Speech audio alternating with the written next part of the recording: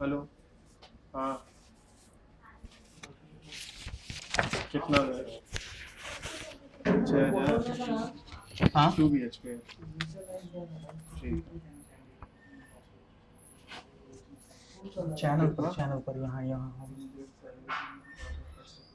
ठीक, एक सेकंड रुको, हम देखिए देखते हैं।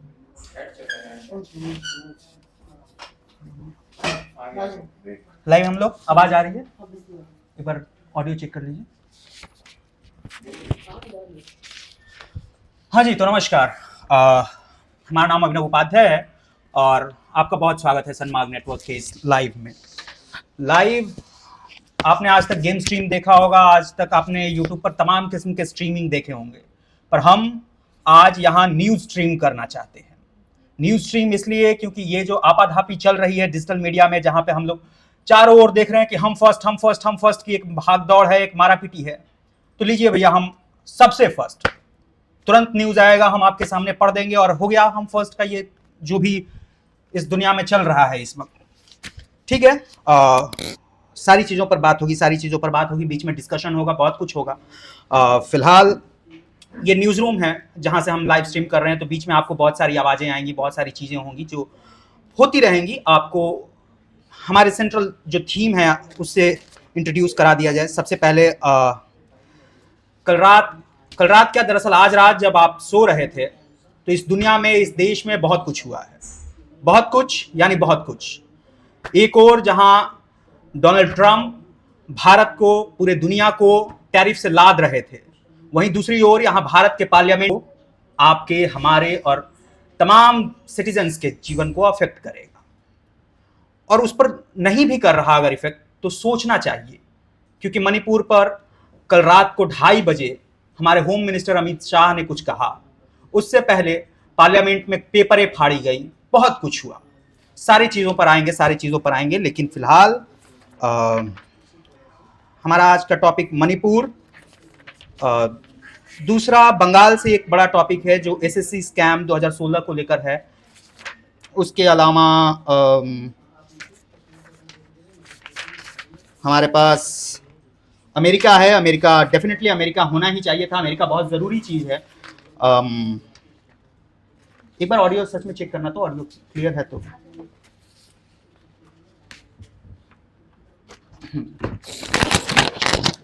आराम से।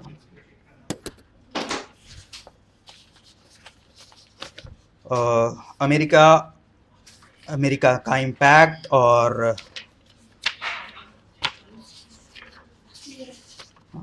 अमेरिका के इम्पैक्ट के बाद उससे मार्केट पर जो इम्पैक्ट हो रहा है उसके अराउंड कुछ बातचीत है। और उसके बाद सबसे मेन मुद्दा जो वक्फ बिल को लेकर के हुआ है सदन में, उस पर बातचीत है।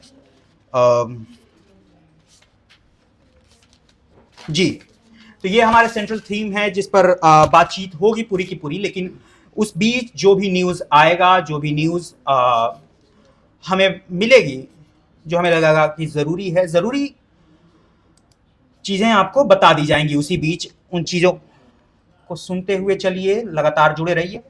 हाँ, इस वक्त एक खबर है हमारे पास जो कि माकपा की ओर से जमुरिया बोरो क्षेत्र में बुनियादी सुविधाओं की मांग एवं अवैध बालू खनन, कोयला को अविलंब बंद करने एवं शुद्ध पेयजल यानी पीने के पानी आपूर्ति सहित रास्ता, सड़क एवं अतिक्रमण हटाने के विरोध में बोरो चेयरपर्सन शेख शानदार को ज्ञापन सौंपा गया। इस मौके में आसनसोल के पूर्व सांसद सह सीटू के राज्य सचिव मंडली के सदस्य बंस गोपाल चौधरी, पूर्व चेयरमैन तापस कवि, एरिया सचिव समीत कवि आदि प्रमुख लोग उपस्थित थे। आज फिलहाल हमारे पास आपको ये विजुअल्स दिखाने के लिए कोई टेक्निकल रास्ता अभी सूझ नहीं रहा, लेकिन धीरे धीरे जिस तरीके से ये लाइव स्ट्रीम बढ़ेगा, अगले दिन 1-2 दिन के अंदर हम ट्राई करेंगे कि आपको लाइव स्ट्रीम में ही विजुअल्स भी दिखाई जाए। लेकिन फिलहाल दूसरी खबर की ओर बढ़ते हैं। जो दूसरी खबर हमारे पास है इस वक्त, वो है कि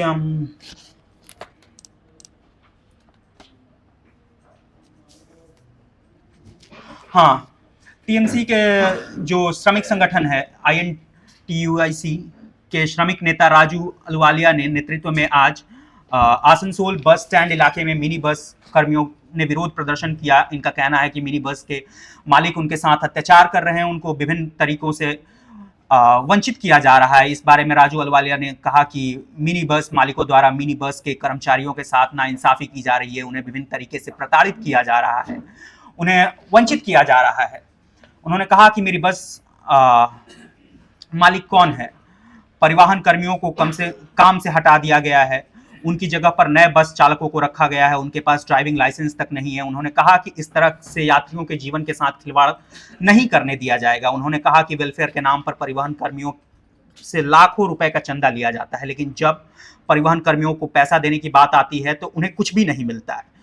उन्होंने कहा कि मिनी बस मालिक एसोसिएशन के पदाधिकारी सुदीप राय, सत्यजीत दत्त श्रमिकों पर जुल्म करते हैं, उनके जो उचित हक है उन्हें नहीं दिए जा रहे।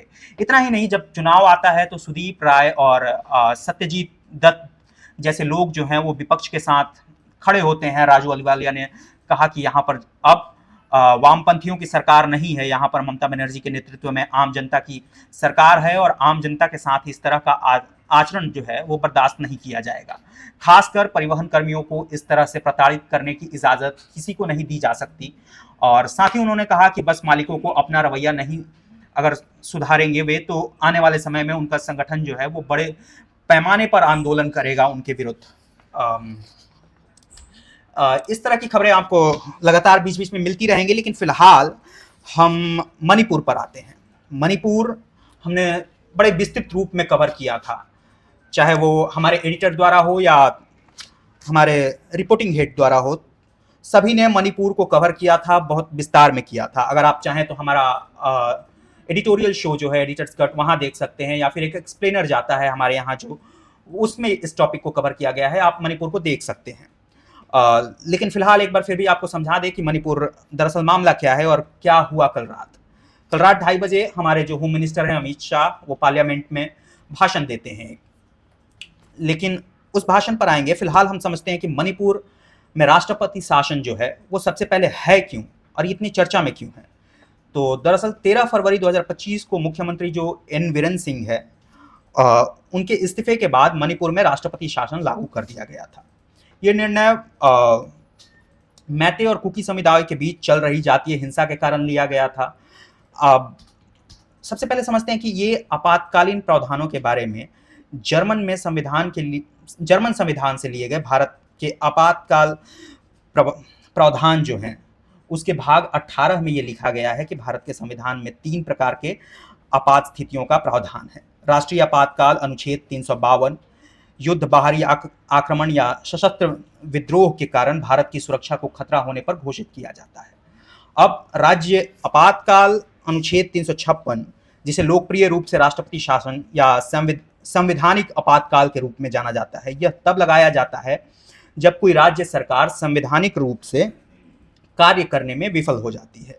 वित्तीय आपातकाल अनुच्छेद 360 गंभीर वित्तीय संकट की स्थिति में घोषित किया जाता है। अब अगर राष्ट्रपति शासन के बारे में और भी मणिपुर के अनुसार हम समझना चाहें इसे, तो अनुच्छेद 356 पर आधारित था ये। अनुच्छेद 355 के तहत राज्यों को बाहरी आक्रमण और आंतरिक अशांति से बचाने और साथ ही यह सुनिश्चित करने के लिए कि संघ के दायित्व को पूरा किया जाए। हमारे पीछे जिन्हें आप देख पा रहे हैं वो हमारे डिजिटल हेड हैं। बीच बीच में हम उनसे इनपुट्स लेते रहेंगे यदि वो किसी टॉपिक पर इंटरेस्टेड हो। सर जनरली बिजी रहते हैं, बट हम कोशिश करेंगे कि उनको इस बातचीत में इंक्लूड करें। सर, यदि मणिपुर मामले में आप कुछ कहना चाहें तो। हम दरअसल समझना चाहते थे कि ये राष्ट्रपति शासन जो है ये किस तरीके से राज्य को इफेक्ट करता है, अगर आप कुछ कह सकें।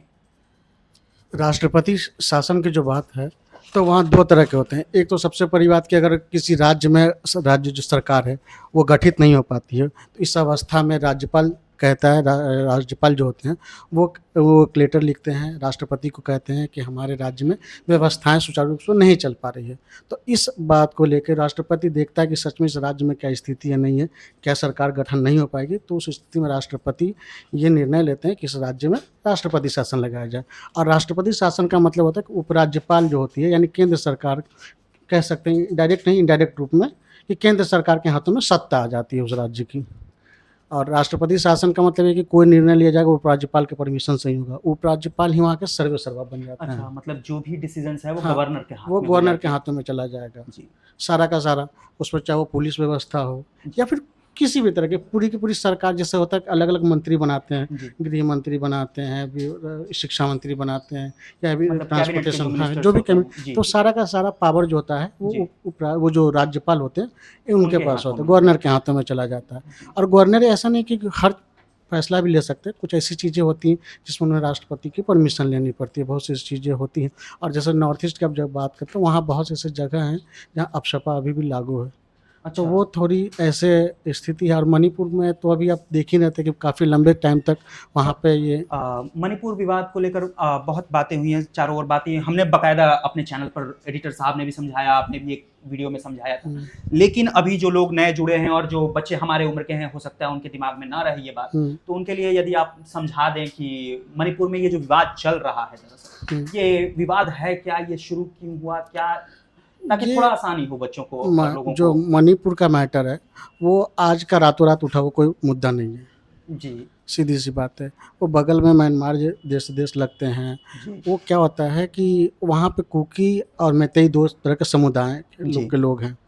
एक पहाड़ों में रहते हैं और एक कह लीजिए जो थोड़ा सा ज़मीनी स्थल है। हालांकि पूरा मणिपुर ही पहाड़ी क्षेत्र है, लेकिन जो ज़मीन वाले लोग हैं, तो वहाँ पे क्या होता है कि वो मैतेई लोग रहते हैं।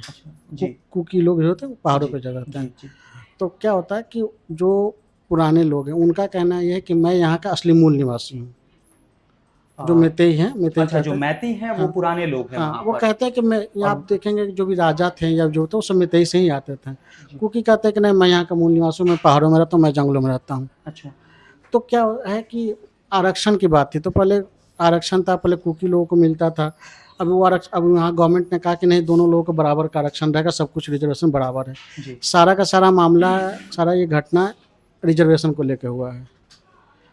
तो ये पूरा जो केस मणिपुर में चल रहा है ये इस सब वक्त, ये रिजर्वे उसी रिजर्वेशन की ये है सारा का जिसका। सारा खेल ही आरक्षण को लेकर है। अच्छा, अब आरक्षण का मैटर ये है कि आरक्षण बहुत बड़ी एक मुद्दा है, उसके लिए कोई अलग आरक्षण, हाँ, हाँ, आरक्षण की जब बात आती है तो हाँ, देश भर में आरक्षण को लेकर के बात होता आरक्षण है। और का मुद्दा कैसा है कि आप छेड़ेंगे कोई भी गवर्नमेंट पार्टी, चाहे कोई भी हो, चाहे बीजेपी हो या कांग्रेस हो या एनीबडी, एबीसीडी, आम आदमी पार्टी, कोई भी हो, आरक्षण के मुद्दों को भुनाती है, लेकिन उसमें छेड़छाड़ नहीं करना चाहती है, ख़त्म नहीं करना चाहती है। हालांकि ये सच है कि अगर आप एग्जाम्पल में देखें तो मान लीजिए एक ब्राह्मण जो जी, स्वर्ण, उदाहरण के हाँ, रूप में अगर हम उदाहरण के समझ लें रूप में उसको, बता रहे हैं सवर्ण। कि हाँ, स्वर्ण है। स्वर्ण का क्या है कि अगर किसी का बच्चा हाँ जी, अगर पढ़ा लिखा है, 80% मार्क्स लेके आता है, जी, और कोई दलित है जी। वो 40% मार्क्स लेके अगर आते हैं, जी, अगर एक पोस्ट निकला हुआ है, एक प्रोफेसर एग्जाम्पल में किसी कॉलेज में प्रोफेसर का पोस्ट निकला हुआ है, तो जो 50% लेके आ रहे हैं जी, उनका वहाँ पे जॉब हो जाता है, और 80% है उनको नहीं मिलता है। जी। मैं एजुकेशनल सिस्टम की बात कर रहा हूँ, मैं ये कहने रहा हूँ कि क्या सही है क्या गलत है वो बात की बात है। वो वहाँ आपका हमारे एक एडिटर साहब, हाँ, एडिटर साहब बार बार इधर देख रहे हैं। आप अगर चाहें तो इस कन्वर्सेशन में इंक्लूड हो सकते हैं, आप 10 मिनट टाइम निकाल के आ सकते हैं। अगर इनसे कुछ सवाल है आपके तो आप कर सकते हैं, यहाँ चेयर लगा के बैठ जाइए, कोई दिक्कत नहीं है। तो ये लंबा डिस्कशन है, उसमें दिन क्या भर होता है चलने कि वो, मैं ये सही और गलत का मुद्दा नहीं कह रहा हूँ, बस मैं ये एग्जांपल दे रहा हूँ। तो गवर्नमेंट बहुत बार ये कहती है कि आप ऐसी अवस्था में इकोनॉमिकली आरक्षण कर लेके आए, इकोनॉमिक आधार पर, इकोनॉमिक आधार पर, मतलब किस तरीके की? इकोनॉमिक आधार पे, जैसे एग्जांपल में बताता हूँ कि कोई दलित है, उन्हें मुख्य धारा में लाने, आरक्षण दिया ही इसलिए किया था दलितों को या ओबीसी को कि वो मुख्य धारा में आए। मुख्य धारा का मतलब ये है कि इकोनॉमिकली वो स्ट्रांग हो जाए। इकोनॉमिकली मान लीजिए कि कोई स्वर्ण है, वो स्वर्ण लोग, उनकी आय 50,000 रुपये है, एग्जाम्पल 50,000 रुपये है, और कोई दलित है उनकी आई थी 5,000 2,000, बहुत सालों से वो पीड़ित है, ये सच बात है। उनसे नो डाउट कि उनको बहुत सताया गया है, हज़ारों सालों की उन्होंने पीड़ा झेली है, ये बिल्कुल सच है। लेकिन अगर कोई दलित हकीकत में मेन स्ट्रीम मीडिया बोल रहा हूँ, माफ़ कीजिएगा, मुख्य धारा में आ जाते हैं, समाज के मुख्य धारा में आ जाते हैं, तो अगर कोई एक दलित है, उनकी नौकरी लग जाती है बैंक में जी, या फिर कोई IAS IPS की नौकरी मिल जाती है, हाँ, तो उनकी सैलरी जो हो जाती है एक नॉर्मल आदमी से ज़्यादा अपग्रेड हो जाती है। इस बात को लेकर के देश भर में तमाम जो बुद्धिजीवी लोग हैं उनके बीच ये मतामत रहता है कि जो बड़े हो गए, जिनके पास पैसे हो गए, वो क्यों करें। लेकिन बात तो दरअसल ये भी है कि वो लोग बहुत अधिक पिछड़े हैं, वंश दर वंश पिछड़े हुए, तो उनको बिल्कुल समय बिल्कुल लगेगी। बिल्कुल। मैं ये कहता हूँ इसलिए कहा कि हज़ारों सालों की उनकी पीड़ा है, जी। ठीक है, लेकिन जो पीड़ा उन्होंने हज़ारों सालों जो उनके पूर्वजों ने भोग लिया, उनको जो दी गई, जी। तो वो अभी बहुत से लोग अभी उससे ठीक हो गए हैं। जी। एग्ज़ाम्पल है, मेरे एक मित्र हैं जो दलित हैं, अच्छा। लेकिन वो बहुत उनके फ़ादर बहुत अच्छे रेपुटेड पोस्ट पे थे जी। बैंक में, जी। वो खुद भी रेलवे में बहुत अच्छे पोज़ीशन पे हैं। हाँ। जी। लेकिन उनके आरक्षण जॉब मिली थी। मैं ये नहीं कह रहा वो गलत है, नहीं। मैं ये क्योंकि ये मुद्दा अलग है, ये गलत सही का मुद्दा ही नहीं मैं कह रहा, मैं बस एग्ज़ाम्पल दे रहा हूँ नहीं, बस क्या हम है। समझने की हाँ, कोशिश समझने कर रहे की। हैं तमाम चीज़ें। तो उन्हें अ, मिला। अब जो आरक्षण की नीति हमारे जो सरकार में संविधान के हिसाब से है, जी। तो उसमें क्या है कि उनके आने वाले बच्चे को भी वो आरक्षण मिलेगा हर जगह पे। बिल्कुल, बिल्कुल। चाहे स्कूल में हो, कॉलेज में हो, एडमिशन लेना हो, कुछ भी हो। लेकिन अगर मान लीजिए कोई ब्राह्मण है या फिर कोई राजपूत है या फिर कोई भूमिहार है, तो इनके बच्चों को उस जगह पे नहीं मिलेगा आरक्षण। जबकि कमाल की बात देखिए कि अगर हम लेकिन आर्थिक रूप से देखें, हाँ। तो वो भी ज़रूरी नहीं कि सक्षम हो पढ़ाने हम के लिए। मैं जिस जगह से बिलॉन्ग करता हूँ, वहाँ पे बहुत से ब्राह्मण हैं जो अभी भी भिक्षा माँगते हैं। भिक्षा माँगते हैं, घरों में जाके कोई पूजा पाठ होता है, सर तो जो है वो आटा पटना से आते हैं। पटना में बिल्कुल, अभी भी पटना में इस वक़्त पटना में हैं। बिल्कुल जो आप पूजा पाठ, अब अभी जैसे कि रामनवमी आने वाला है, जी, बिल्कुल। तो वो जाते हैं घर में बताते हैं कि 6 तारीख को माता रामनवमी है, और वो खड़े होते हैं, तो उनको आटा हो, पैसे हो, उनको देते हैं। वो भिक्षा माँगते हैं आज की तारीख में भी, पूजा पाठ कराते हैं मंदिरों में, तो सोचिए कि उनकी आय कितनी होगी। आप कल्पना कर सकते हैं, क्योंकि उनके पास जॉब नहीं है, वो उसी आधार पर भी जीते हैं, भिक्षा माँगते हैं अभी भी। तो अब उनके बच्चे जो होंगे वो क्या करेंगे? कायदे से तो उन्हें आरक्षण मिलना चाहिए था। तो एक बीपीएल सरकार लेके आया है, लेकिन क्या होता है कि आरक्षण में जो सुविधाएँ मिलती हैं वो बीपीएल में नहीं मिलती है। अच्छा। हाँ, तो आरक्षण बहुत बड़ा डिबेट है, ऐसे ही नहीं। अगर आरक्षण के मुद्दे पे हम फिर से एक वीडियो बनाएँगे कि क्या आरक्षण का जो सरकार की क्या पॉलिसी, बीजेपी हाँ, क्या क्योंकि ये कहना बहुत चाहती है। ज़रूरी मुद्दा है हाँ, और ये लोगों को समझना हाँ, चाहिए आखिर। एक आपको याद होगा एक बार आरएसएस के प्रमुख जो हैं भागवत जी ने बिहार इलेक्शन से पहले उन्होंने कह दिया था कि हम सोच रहे हैं ऐसा, जी। और सरकार ने ये उन्होंने बस ये कहा, और लालू यादव ने उसे हाथों हाथ ले लिया, मायावती ने, और कहा कि देखिए आरएसएस की क्या सोच है, ये इकोनॉमिकली ये आरक्षण की बात करते हैं, ये करते हैं। पता है उस ईयर में जो चुनाव हुआ था, विधानसभा चुनाव, वो हार गई थी बीजेपी, एनडीए सरकार नहीं बनी थी। फिर नीतीश जी ने इनके ये साथ, दिक्कत कहाँ आ रही है? क्या लोगों के सोच में वो पिछड़ापन है अभी, या क्या है कि जब अगर एग्जाम्पल मैं गाँव के देहात में भाषा में कहूँ, जी, बिल्कुल, तो बिल्कुल। अब सीधी-सी बात ये है तो कि ओपन अगर, स्ट्रीम है, आप हाँ, किसी तरीके से बोल सकते अगर हैं। मान लीजिए कि कोई है, किसी मेरे पड़ोसी को एवरीडे कोई आके 1 किलो आटा दे के जाता है।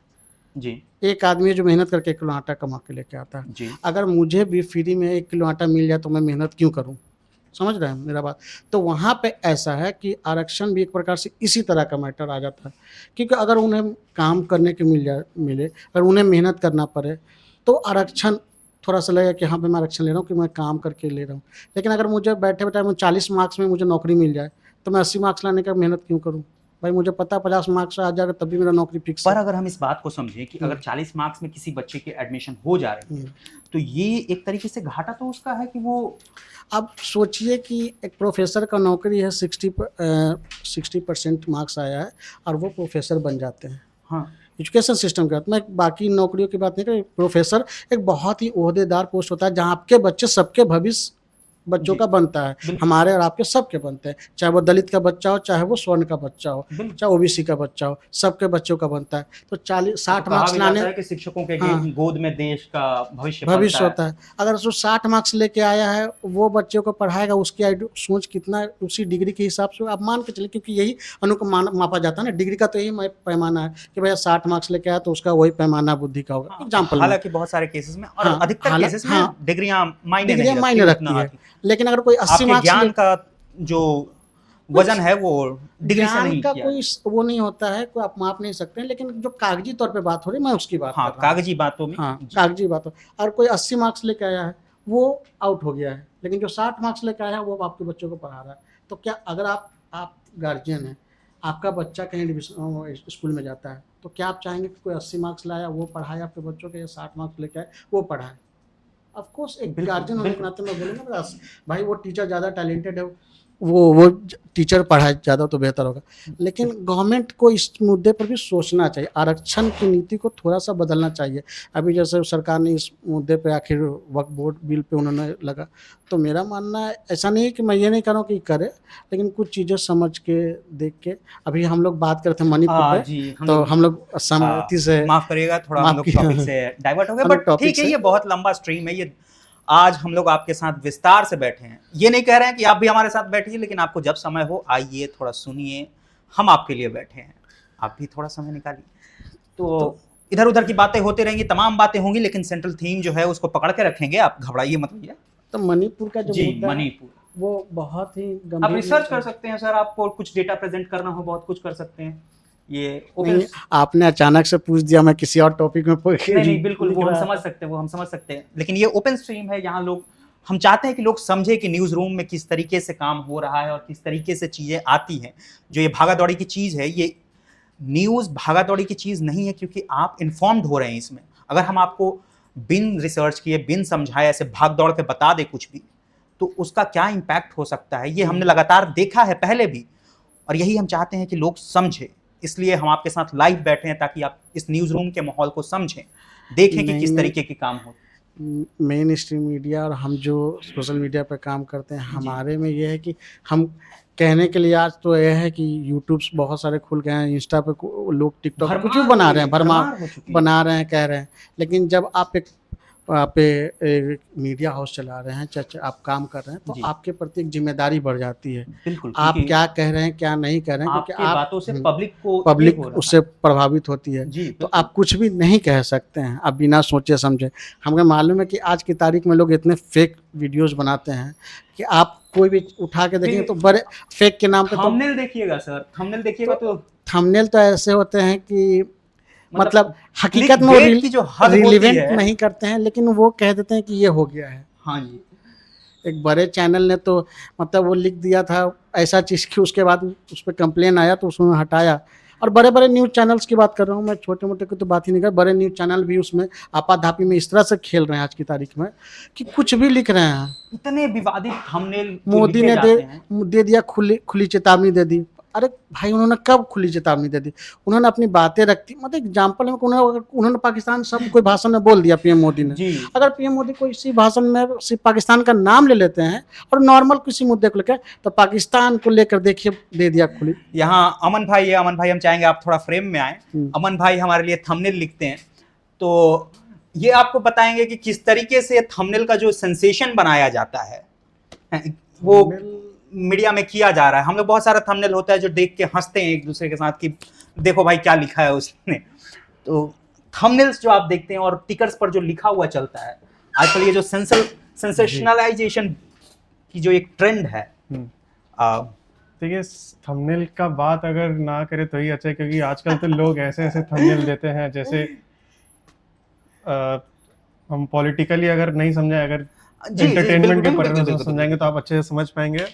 कल ही मैं यूट्यूब चला रहा था, रात के 11:30 बज रहे थे, एक थंबनेल देखा इस आदमी के अंदर जान बचा रहता है कि 11:30 बजे जाके भी यूट्यूब खोल सके। नहीं, एक्चुअली हम न्यूज़ रूम में बैठते तो हमें इन्फॉर्मेशन कलेक्ट करने पड़ते हैं, चाहे वो ऑफिस में हो, चाहे ऑफिस के बाहर हो या घर पे हो, कहीं पे भी हो। खैर वो तो बात की बात है।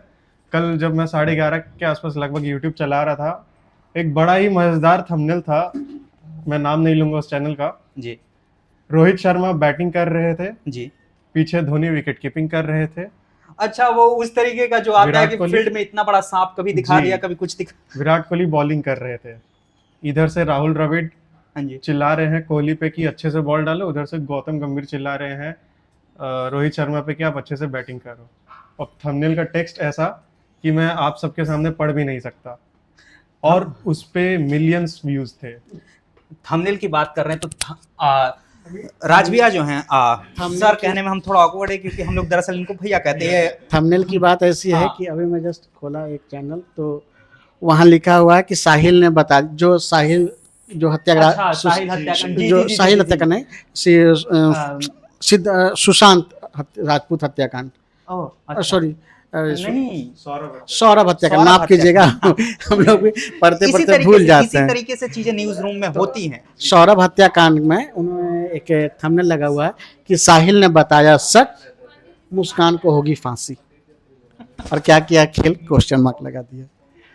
और क्वेश्चन मार्क के साथ आप कुछ भी खेल सकते हैं। स्टेटमेंट लिख दीजिए अपना और उसके बाद एक क्वेश्चन मार्क या एक्सक्लेमेशन मार्क लगा के तो ये लिखिए है, कि देखिए हमने तो ये नहीं है लिखा था। यूट्यूब का खेल। मतलब इतना कुछ भी लिख दीजिए और उस क्वेश्चन मार्क लगा दीजिए, एक्सप्लेनेशन लगा दीजिए और कह दीजिए ये हुआ। तो मुझे लगता है कि सरकार को सोशल मीडिया को लेकर एक्चुअली कोई पॉलिसी प्रॉपर आई नहीं है गवर्नमेंट की। केंद्र सरकार के बारे में कहा जा रहा है, बहुत से ऐसे कंट्री हैं जो सोशल मीडिया को लेकर प्रॉपर पॉलिसी लेके आ चुके हैं। मैं अभी थोड़ा रिपोर्ट खोल के 2 मिनट में आपको बता दूंगा किस किस ने कंट्री ने पॉलिसी लेके आई सोशल मीडिया को लेकर, लेकिन इंडियन गवर्नमेंट अभी भी प्रॉपर कोई पॉलिसी लेके नहीं आया है। लेकिन क्या ये ऐसा नहीं हो जाएगा जैसे हम आप आज मणिपुर पे बात कर पा रहे हैं, तमाम लोग मणिपुर पे बोल पा रहे हैं, अगर कोई पॉलिसी उस तरीके की लागू होती है तो फिर कल गए तो इस तरीके से हो सकता है कि सेंट्रल गवर्नमेंट आपको मणिपुर या तमाम जो मुद्दे हैं जिस पर वो नहीं चाहते कि हम बात करें उस पर रोक दे। नहीं, पॉलिसी लाने का मतलब ये थोड़ी ना कि आप उस मुद्दे पे बात ना करें। पॉलिसी but, लाने का मतलब ये है कि आप फेक जो खबरें चल रही हैं, जी पीएम मोदी ने पिछले दिनों कहा था कि फेक खबरों से बचें, फेक खबरें ना चलाएं मीडिया हाउसेस। उन्होंने रिक्वेस्ट किया है ऑलरेडी, कितने अपने भाषणों में कितनी बार बोला उन्होंने कि आप प्लीज़ ना करें, फेक खबरों से बचें और आप भी कुछ चलाने से पहले 4 बार वेरीफाई करें।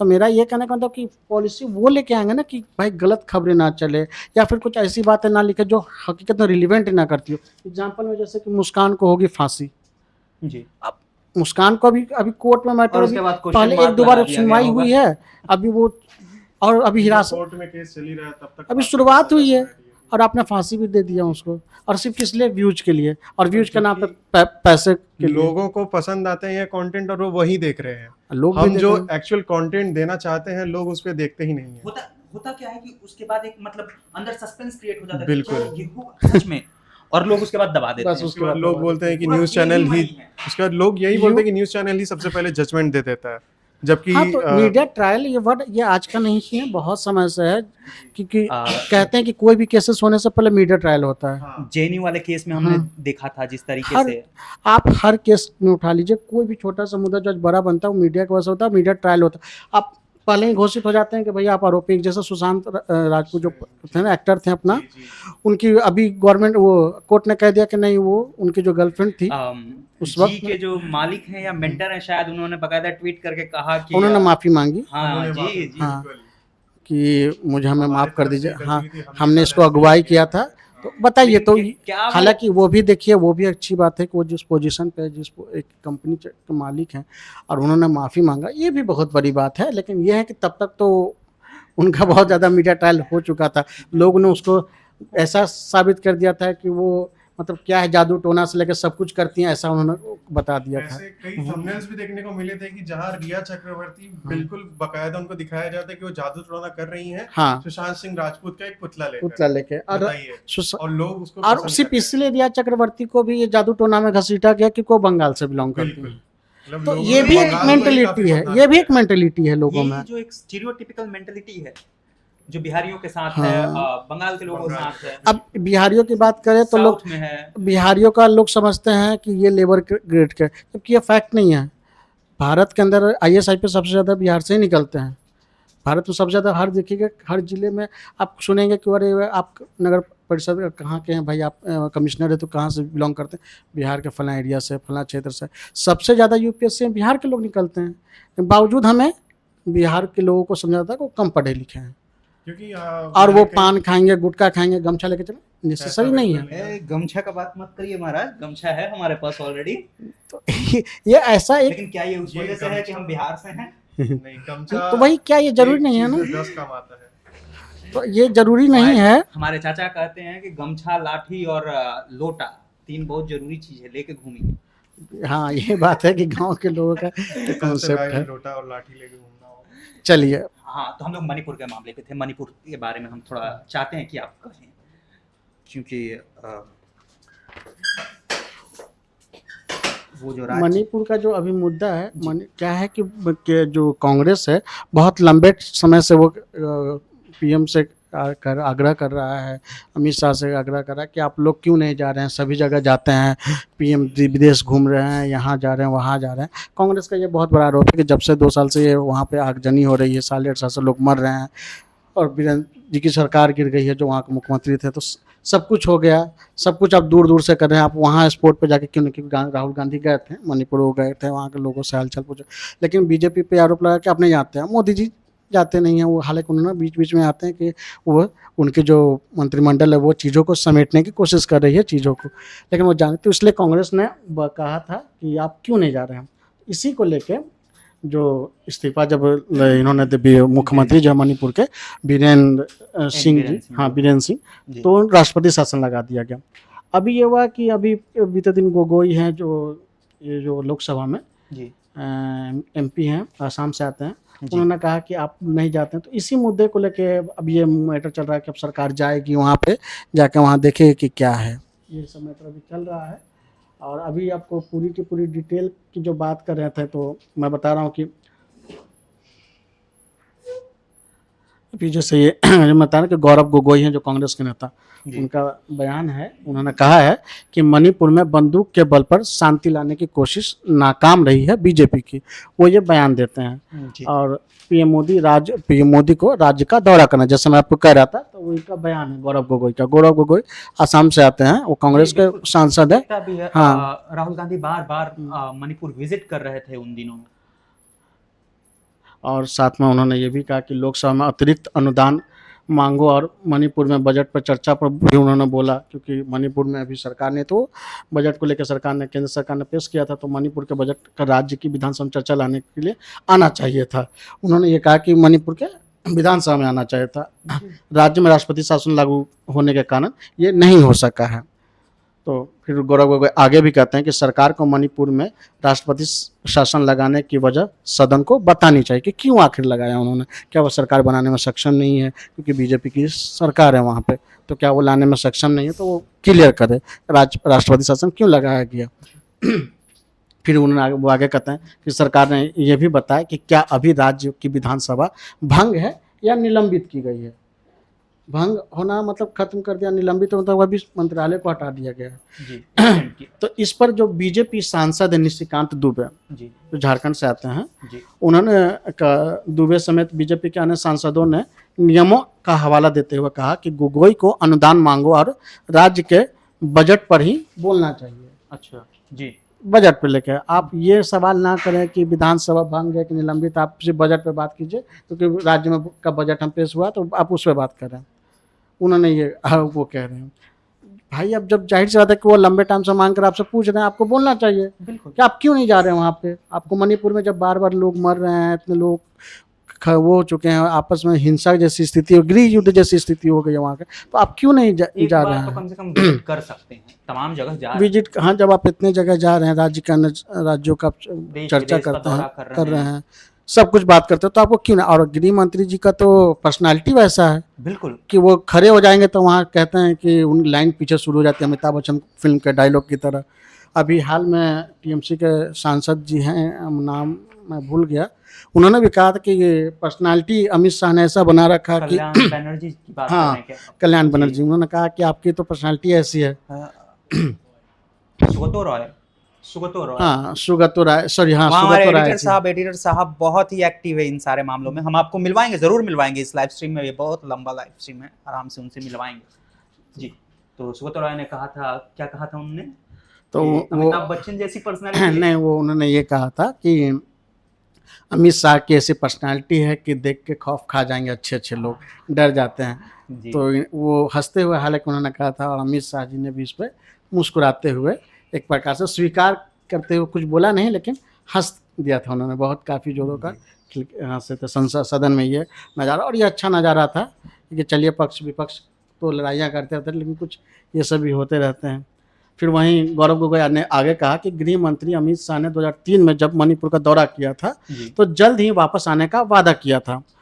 उधर फिर वित्त मंत्री निर्मला सीतारमन ने गौरव गोगोई के उस बयान पर आपत्ति जताई थी। उन्होंने जिसमें उन्होंने महत्वपूर्ण मामलों पर चर्चा के दौरान सदन से प्रधानमंत्री की अनुपस्थिति रहने का जिक्र किया था गौरव गोगोई ने। अच्छा, हाँ, तो इसके बाद इसके जवाब में गौरव गोगोई ने फिर वित्त मंत्री से आत्मनिरीक्षण करने का हवाला करते हुए कहा कि पीएम मोदी ने पिछले महीने संसद में अपने भाषण में पूर्व प्रधानमंत्री को गाली दी थी। ये उन्होंने कह दिया था। अब इस पर तो जाहिर सी बात है कि बवाल मचना तय है। ये बिल्कुल तो इस पर निर्मला सीतारमन ने कहा कि विपक्ष को यह स्वीकार करने में विनम्रता दिखानी चाहिए कि उन्होंने पीएम को गाली दी है और वो इसे आगे नहीं दोहराएंगे। अब ये गाली वाला मैटर भी थोड़ा सा विवादित हुआ था, बट क्या होता है वो कि तो होना आरोप था। प्रत्यारोप लगते रहते हैं और जो चेयरमैन जो स्पीकर होते हैं वो जनरली सब ऐसे चीज़ों को हटवाने की कोशिश करते हैं, क्योंकि ज़रूरी है कि इतिहास में कल को पढ़ा जाए रिकॉर्ड तो ये सब चीज़ें हट ही मिले, क्योंकि ज़रूरी नहीं, सही बात नहीं है एक ऐसे देश में जहाँ पे सभी लोगों को बराबर सम्मान मिलता है और ऐसा गाली वाली का शब्दों का, तो ऐसे बहुत सी चीज़ हालांकि हटाया नहीं गया था। इस पर लोकसभा अध्यक्ष ओम बिरला ने कहा कि पीएम मोदी ने अपनी विदेश यात्रा में के बारे में बताया है, पहले प्रधानमंत्रियों ने संसद सत्र के दौरान विदेश यात्राएं की हैं। स्पीकर ने फिर क्लियर किया कि भाई वो यहाँ से इसलिए नहीं है क्योंकि भाई वो विदेश यात्रा पे हैं। अभी जैसे प्रधानमंत्री जी जाएंगे श्रीलंका जाएंगे, उसके बाद अच्छा, इस बीच अगर आप सोच रहे हो कि सर कहाँ देख रहे हैं बार बार स्क्रीन पर, तो वो दरअसल सनमार्ग.in हम डिजिटली भी अवेलेबल हैं। हाँ वहाँ सर बकायदा लिखते हैं, आप चाहें तो उनके आर्टिकल्स पढ़ सकते हैं, हमारे एडिटर साहब के पढ़ सकते हैं, और हमारे तमाम जो साथी हैं न्यूज़ रूम के वो डेस्क से वहाँ लिखते हैं, आप उन्हें पढ़ सकते हैं। सनमार्ग.in ये हम है, आप वहाँ से पढ़ सकते हैं। हाँ जी सर, आप और सनमार्ग.in पे आप जाइए, पढ़िए, और हम हर तरह के न्यूज़ वहाँ पे और अप टू डेट न्यूज़ रहती है, और हमारी हेडिंग में कुछ ज़्यादा मसाला नहीं होता है, बिल्कुल जो सच होता है हम वही दिखाने की कोशिश करते हैं, चाहे सहज सरल। हाँ, क्योंकि जो सच होता है हम वही दिखाते हैं और किसी का न पक्ष है न विपक्ष है, जो बात है हम वही रखते हैं। चाहे वो सनमार्ग.in वेबसाइट पर आप चले जाइए या फिर हमारे यूट्यूब चैनल्स पर चले जाइए। हमारा सनमार्ग हिंदी करके यूट्यूब चैनल है, आप वहाँ भी जाके देखिए, हमारे वीडियोस देखिए, ज़्यादा से ज़्यादा हमें लाइक और सब्सक्राइब कीजिए। सब्सक्राइब करेंगे तो और बेल आइकन भी दबाइए ताकि हम आपको वीडियोज आप तक पहुँचाते रहें। इस लाइव स्ट्रीम में कमेंट कीजिए। हाँ, इस लाइव स्ट्रीम में आप कमेंट लाइव करके चैट का ऑप्शन है, बात कीजिए हाँ, हमारे साथ, डायरेक्ट आप बात कर सकते हैं। अगर आपके भी कुछ सवाल हैं तो आप हमसे पूछिए, बिल्कुल जवाब हम उसके मिलेगा। जवाब देने की कोशिश करेंगे जितनी हमारी जानकारी होगी। तो हम मणिपुर के मुद्दे पर बात कर रहे हैं, लेकिन फिलहाल अब थोड़ा, क्योंकि हम भी इंसान हैं महाराज, तो खा पी के आते हैं, तब तक 10-15 मिनट आप इंतजार कर लीजिए। उसके बाद सर हैं, हम हैं, तमाम लोग हैं, बीच में हमारे एडिटर साहब जुटेंगे, और हमारे जो इंस्टाग्राम के साथी हैं, काजल हैं यहाँ, आनंदिता हैं, अश्मिता हैं, ये बहुत सारी लड़कियां हैं हमारे यहाँ, क्योंकि ये सनमार्ग जो है हमेशा से महिला प्रोत्साहन और महिला एम्पावरमेंट को लेकर बहुत ये धीरे धीरे आपको लाइव स्ट्रीम से आपको ये जो एक बार वो क्या बोलते हैं आजकल के ज़माने में ब्रेकिंग द आइस, वो जो आइस टूटेगा, पर्दा हटेगा, तब आपको समझ में आएगा कि ये जो परिवार है हमारा ये किस तरीके का है, और हम धीरे धीरे आप हमारे परिवार का हिस्सा बन जाएंगे। एक कोशिश है, देखते हैं क्या होता है, लेकिन फिलहाल अब खाने जा रहे हैं, फिलहाल आप इंतजार करिए, क्योंकि वहां से हमें बार बार इशारा आ रहा है कि भैया खाने चलो। अभी के लिए धन्यवाद। अभी के लिए धन्यवाद, आप इंतजार करिए, लाइव स्ट्रीम बंद नहीं कर रहे हैं हम, ये लाइव स्ट्रीम चलता रहेगा, लेकिन हम निकल रहे हैं। शुक्रिया। कैमरा ऑफ कर देते हैं।